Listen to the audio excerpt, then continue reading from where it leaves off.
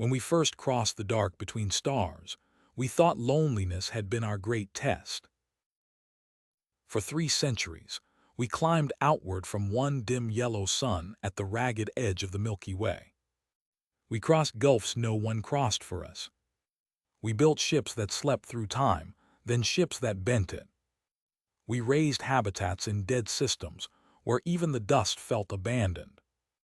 We argued, failed, rebuilt, united, split apart, came together again, and kept going.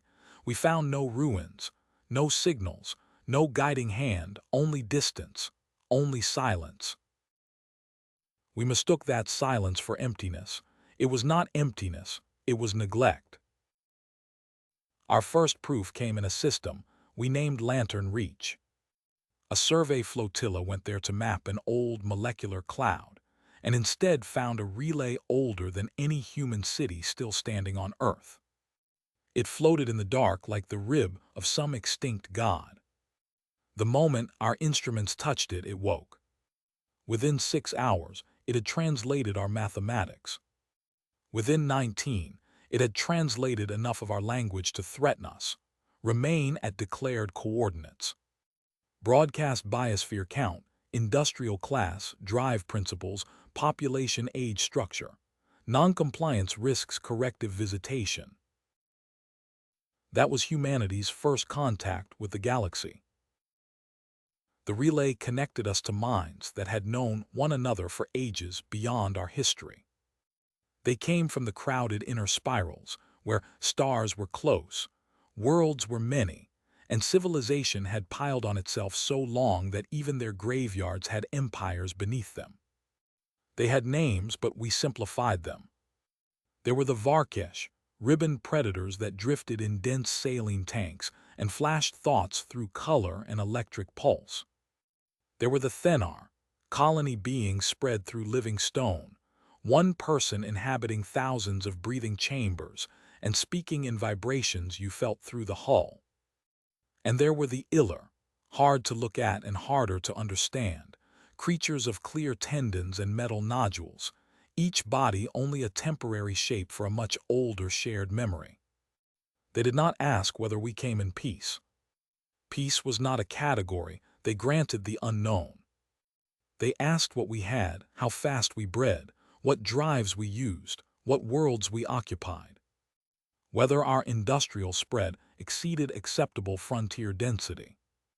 They asked the way a farmer inspects a new animal at the fence. We were still foolish enough to be impressed. Their maps were miracles. Their routes linked 10,000 systems. Their archives stretched through collapses and ages we could barely imagine. Their ships looked less like machines and more like physical law made visible. They could move mass, shape suns, crack planets, and wipe out a biosphere from orbit. We had reached the stars alone, and before us stood age, scale, and mastery. Then we saw what they had done with it. Young species were not welcomed into a common order. They were measured, classified, and fenced in. The elder powers used polished language, containment gradients, developmental hazard, corridor security. But the truth was simple, they ruled. Expansion limits were enforced by violence. Certain drives were forbidden to younger civilizations. Systems rich in metals or fuel were reserved forever to elder powers. Labor populations were moved between habitats they had never chosen. Entire species were pinned inside approved clusters and told that survival under supervision was a privilege. The first alien delegation to meet living humans came aboard a Varkesh custody cruiser. Custody. They did not even pretend otherwise. Their spokesperson, a pale ribbon floating in a drum of green conductive gel, congratulated us on our late emergence in a low-contention fringe, and informed us that our settlements would be reviewed for legal recognition. Reviewed. We already had people there, cities, children, graves. 3 months later, after every beacon and colony record we owned had been copied, checked, and disputed, the verdict came from what they called the conquered of senior powers.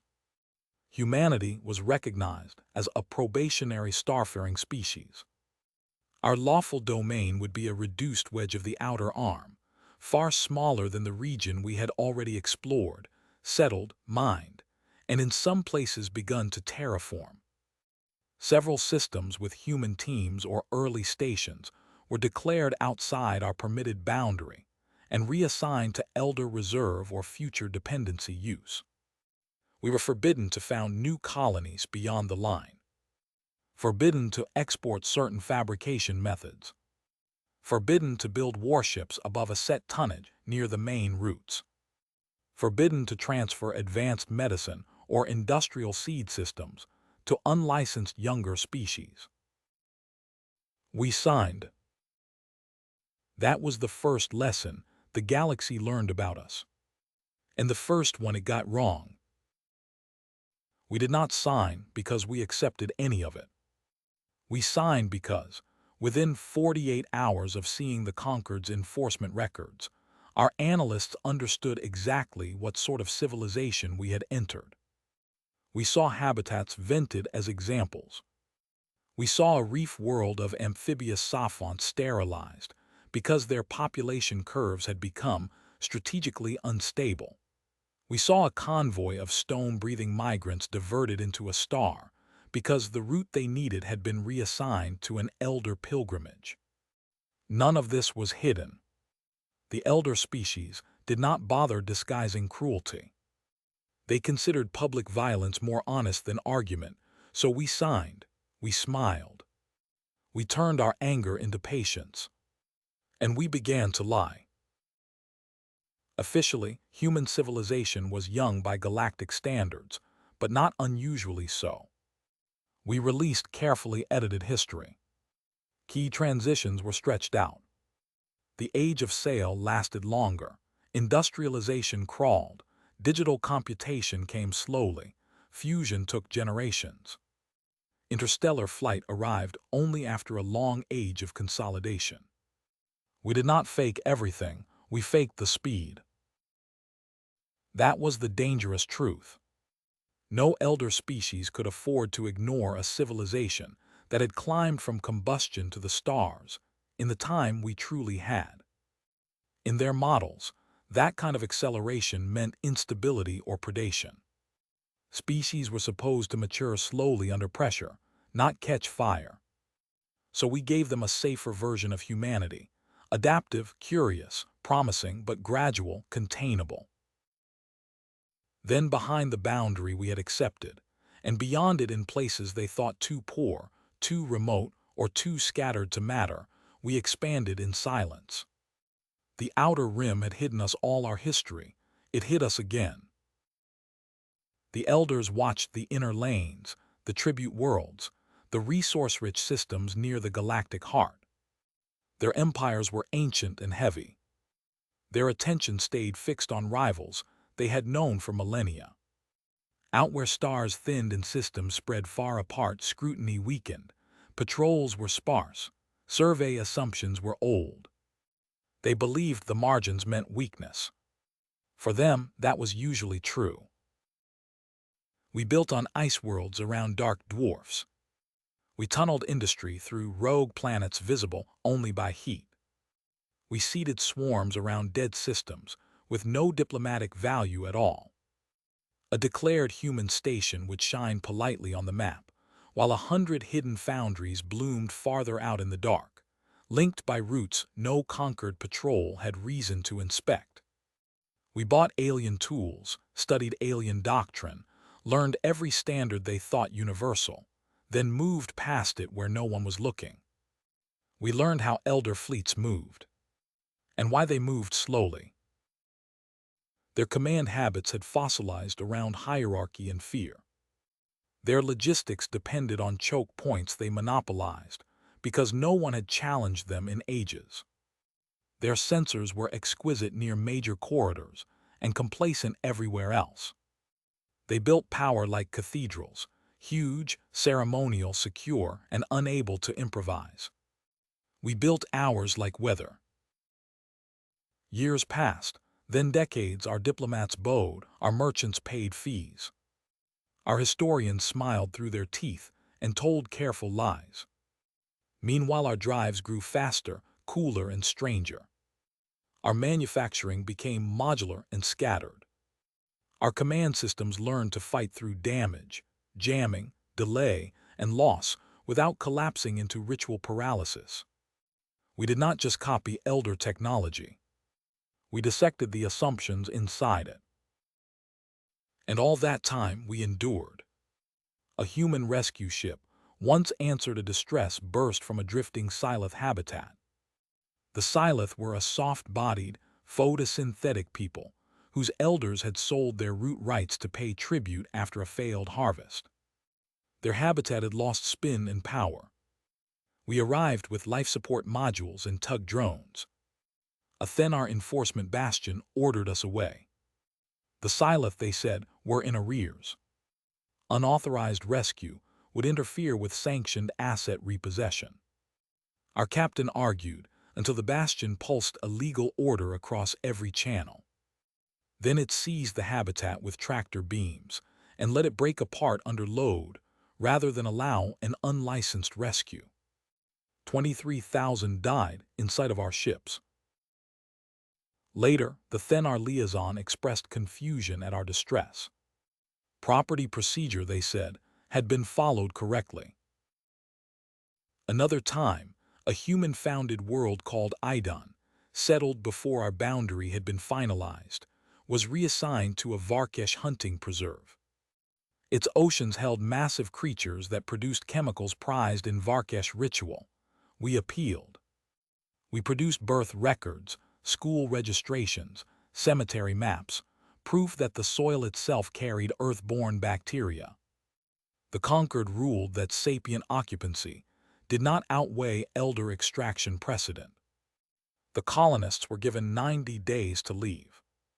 When half refused, unable to believe any civilization would uproot a world for ritual narcotics, a Varkesh flotilla entered orbit and boiled the equatorial cities with thermal lances until the resistance ended. They left the polar regions intact, as if that proved restraint. We recorded everything. We did not forget names.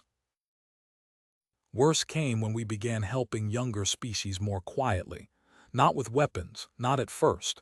Medicine, habitat engineering, crop genomes, air scrubbers, radiation shielding. The ordinary tools that make life harder to extort. The elders noticed the pattern. A mining species called the Oru, six-limbed and bred for pressure in methane caverns, saw infant mortality collapse after human aid reached them through intermediaries. The following year, their tribute quota was raised to compensate for enhanced labor preservation. When human advisors protested, a conquered marshal informed us that interfering with dependency decline curves was unlawful developmental acceleration. 2 of our relief stations were seized. Their staffs were forced into vacuum suits and left spinning outside the docks long enough for every nearby vessel to witness the lesson before retrieval was allowed. Still, we did not strike. At the time, some called that cowardice. History has been kinder than memory. We were not weak, but we were not yet ready to break the structure that held the galaxy by the throat. The elder species had ruled too long, and too many still believed resistance meant extinction. If we moved too soon, we would die brilliantly and leave everyone else in chains.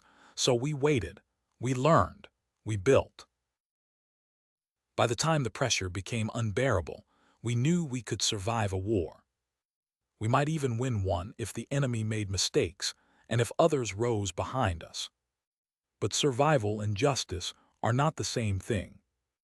Power does not excuse conquest simply because conquest is possible. That mattered to us. It still does. So before we opened our arsenals, we opened our mouths.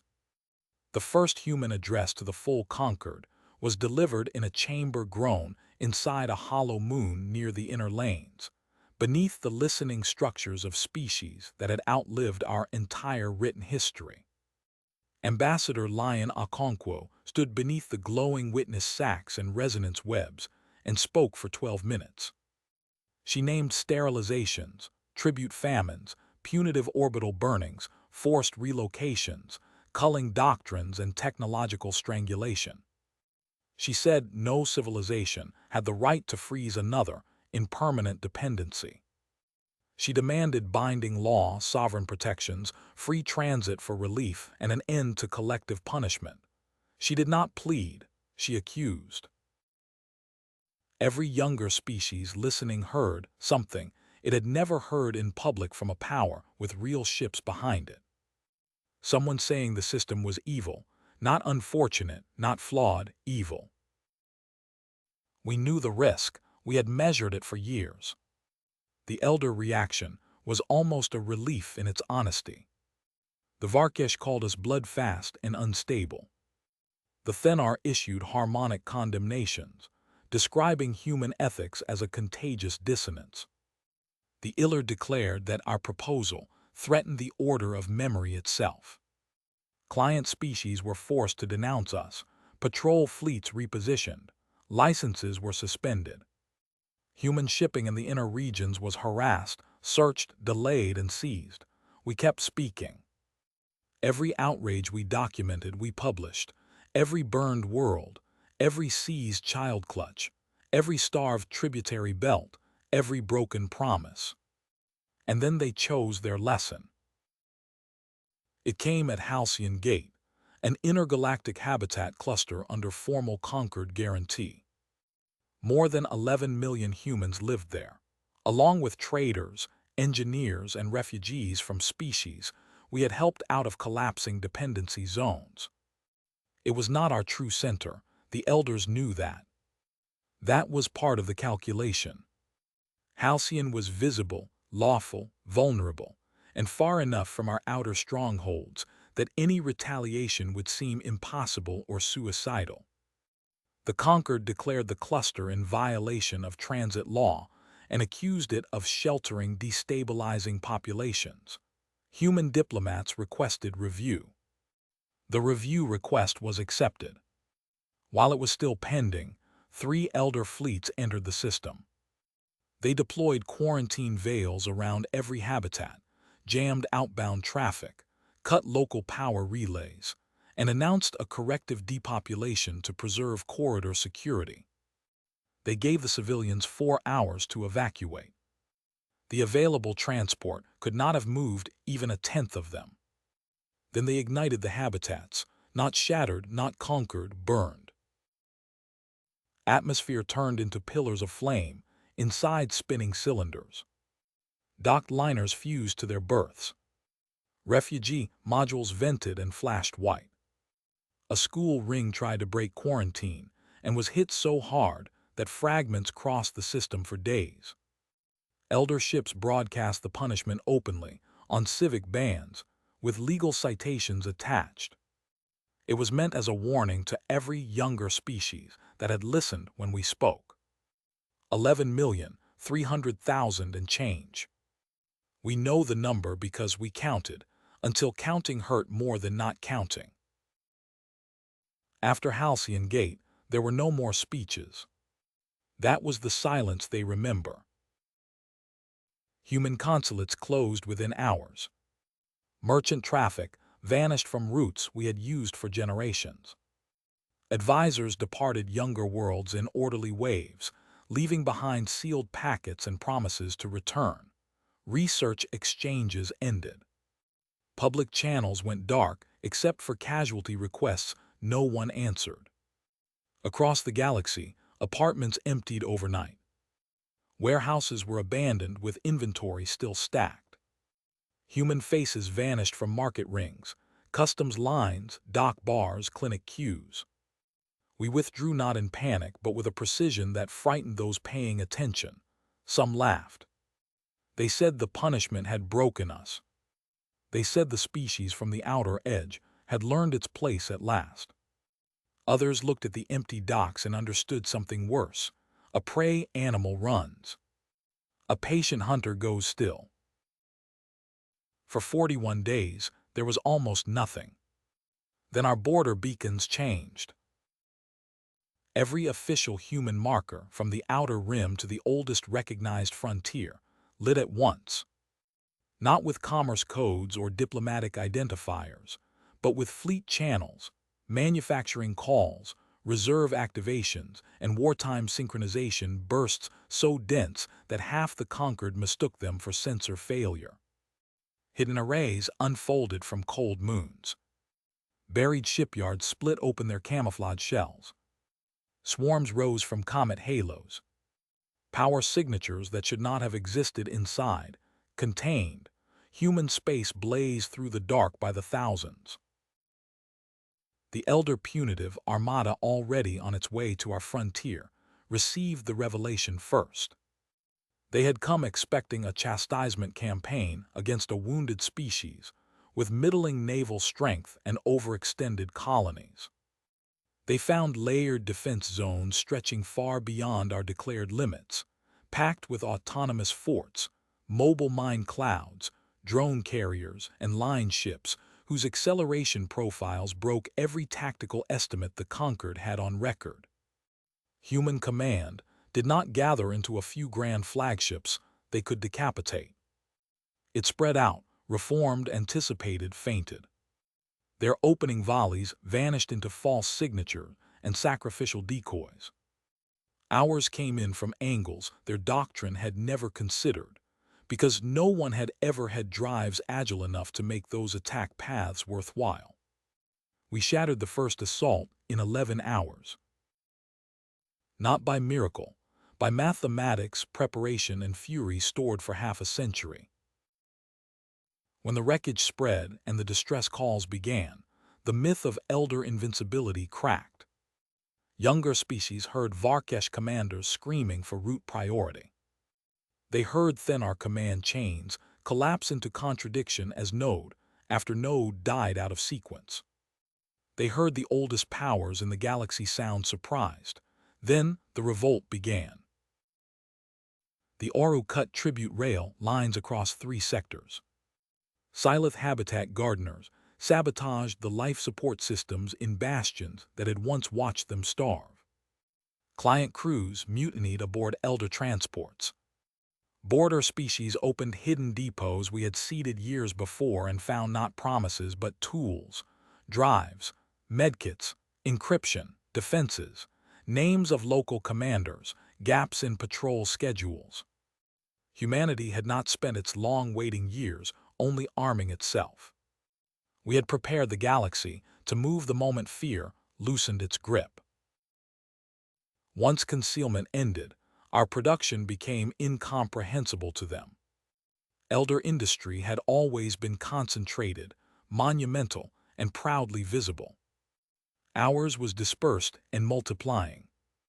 Lose 1 yard and 10 more answered. Strike 1 depot, and fabrication rolled on from asteroids, ocean caverns, vacuum swarms, and buried vaults. Our fleets crossed distances the conquered had always treated as strategic insulation.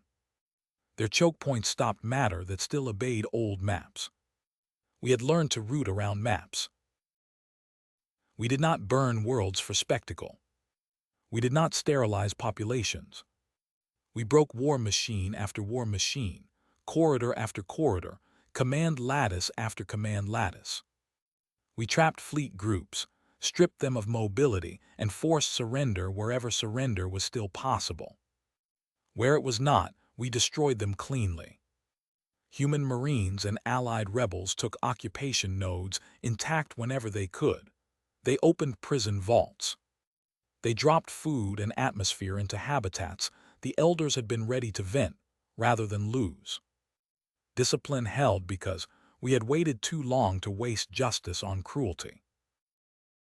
The Varkesh tried to rally a great convergence around the inner spiral, calling every dependency to defend the ancient order. Entire tributary contingents failed to appear. Some turned their guns around. The Thenar tried to collapse root wells behind our advance, trusting that no fleet could keep moving without the old corridors. We moved through deep black transits they had never surveyed because they had never needed to. The Iller withdrew into memory sanctums ringed with planet-killer weapons, and discovered too late that weapons built to terrify the helpless invite precision from enemies who are not helpless. There were terrible battles. We lost ships. We lost people whose names deserve more than a single line in a story like this. At Kepri Verge, a human carrier group held long enough for 3 refugee moons to escape and was erased to the last hull. At Chime Basin, an Allied uprising was nearly drowned in its own atmosphere before our relief force arrived. Revenge is never tidy, however justified. But the direction of history had changed, and everyone could feel it. The final offensives felt less like conquest than demolition of a prison from both inside and out. Human fleets struck the bars. Subject peoples broke the locks. Systems the elders had ruled for ages rose in staggered, furious waves. Garrisons surrendered when they realized no rescue was coming. Others fought to the end because they could not imagine existence without mastery. They ended anyway. When the last of the senior war conclaves broadcast demands for unconditional recognition of their custodial rights, no one answered in their language. Too many millions were dead for that old vocabulary to survive. We contained them as they had once contained others, but not in the same image. Their expansion was ended. Their strategic arsenals were dismantled under shared watch. Their corridors were opened. Their client claims were voided. Worlds taken by force were not simply handed to humanity, because that would have redrawn the old crime in our favor. Instead came local sovereignty, regional compacts, mutual defense charters, open law, and shared access to transit and essential technologies. Imperfect things, difficult things. Human things, perhaps, though many species shaped them. The principle was simple enough for any child to understand. No civilization would again be allowed to monopolize the means of terror and call it order. Years later, after the tribunals and Reconstruction, and the first free Congress of Species that had never before spoken except through masters, I visited what remained of Halcyon Gate. The wreckage had been left in partial orbit as a memorial. Twisted rings turned slowly against the stars. New habitats were rising nearby, bright and unfinished. Ships from 100 peoples moved among them without tribute marks or elder escort. You could still see the fused scars where the old cluster had burned. You could also see children crossing transparent bridges between the new-built sections, laughing in languages that had once only whispered under threat. We reached the stars alone and found a galaxy older and crueler than our worst dreams. We did not save it because we were purer than those who ruled it. We saved what could be saved because we saw the thing clearly, endured long enough to understand it, and when the moment came, refused to become it. Beyond the memorial, out toward the thin, dark rim where humanity had hidden and grown, the outer stars shone cold and countless. Once they had seemed lonely. Now they looked like what they had always been. Room